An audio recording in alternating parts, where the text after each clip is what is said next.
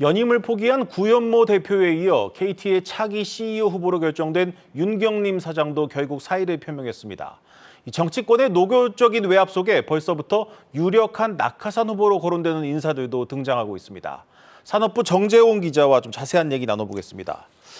이 윤 사장의 사퇴 의사, 지난주부터 좀 얘기가 나왔는데 결국 오늘 좀 공식화됐습니다. 맞습니다. 지난 22일에 처음으로 사퇴 의사를 밝혔었는데요. 이사진들이 만류를 했지만 끝내 뜻을 굽히지는 않았습니다. 윤 사장은 오늘 오전에 KT 이사회에 공식적으로 사퇴 의사를 전달했고 이사회가 이를 받아들였습니다.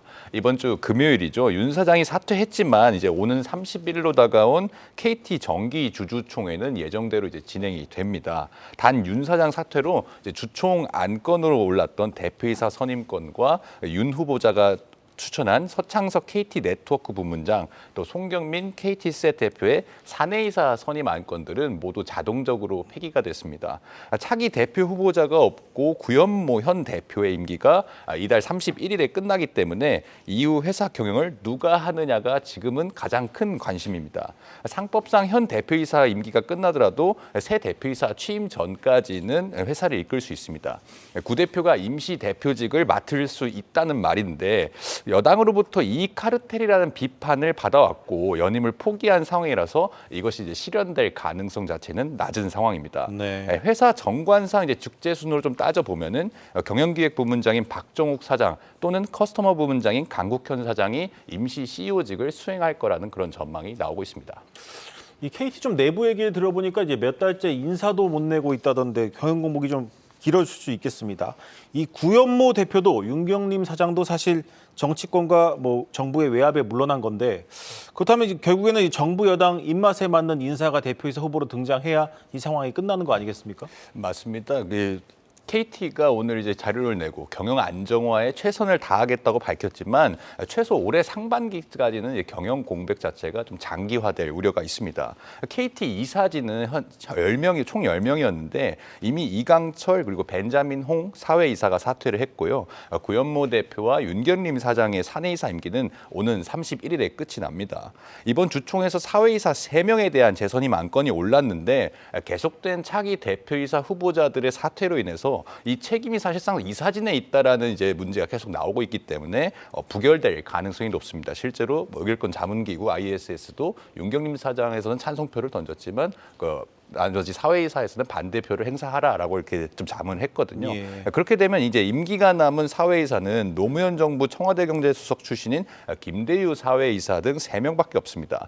이들만으로는 모든 의사결정을 하기도 힘들고 또 이사회 앞으로 차기 대표이사를 뽑기 위한 어떤 지배구조위라든지 대표이사 심사후보위원회를 꾸리기도 어렵습니다. 그 때문에 새롭게 이사회를 구성하는 임시주주총회를 먼저 열어야 하고요. 이렇게 만들어진 이사진이 다시 CEO 공모 절차를 진행해야 됩니다.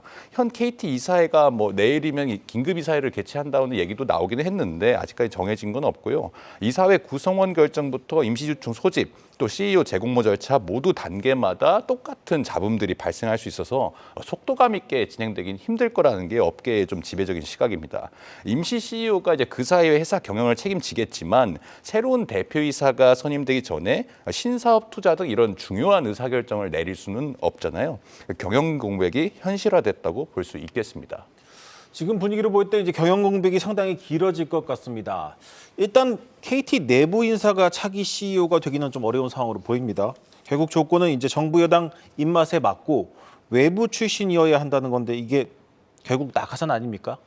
맞습니다. 낙하산 인사라고 많은 비판을 지금도 받고 있는데 좀 지금까지 거론된 인물들 다시 살펴보면은 지난 CEO 공모에 도전했던 권은희 전 새누리당 의원이라든지 김기열 전 KTF 사장 등 전직 KT 임원 출신들이 다시 도전할 수 있고요. 이 밖에 또 지금 얘기가 나오는 바로는 KT 전무 출신인 홍원표 전 삼성 SDS 사장이나 고건 전 총리의 아들인 고진 대통령 직속 디지털 플랫폼 정부위원회 위원장들도 이름이 거론이 되고 있습니다.